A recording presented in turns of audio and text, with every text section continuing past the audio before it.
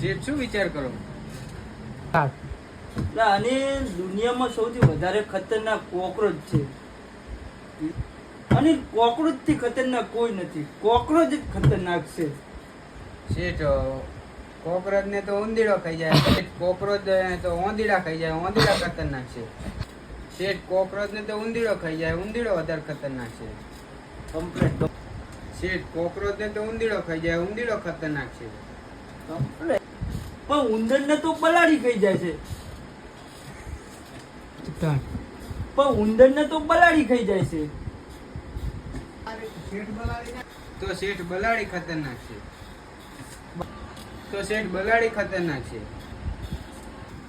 પણ બલાડી તો કૂતરાને બિયાય છે. શું બોલો? પણ બલાડી તો કૂતરાને બિયાય છે. તો કૂતરો ખતરનાક છે. તો કૂતરો ખતરનાક છે. પણ કૂતરાને તો સિંહ એના પંજા દબાઈને માર નાખે.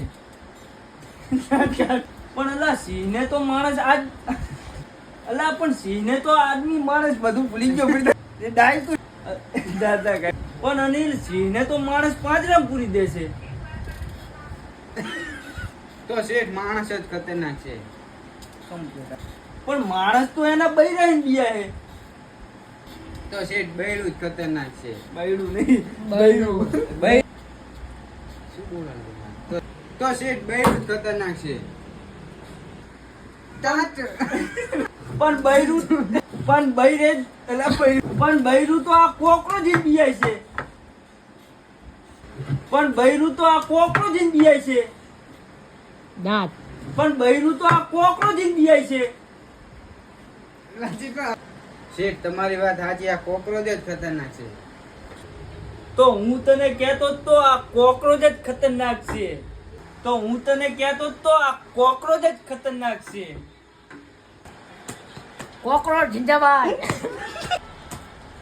કોકરોચ જિંદાબાદ. કોકરોચ જિંદાબાદ. કોકરોચ જિંદાબાદ.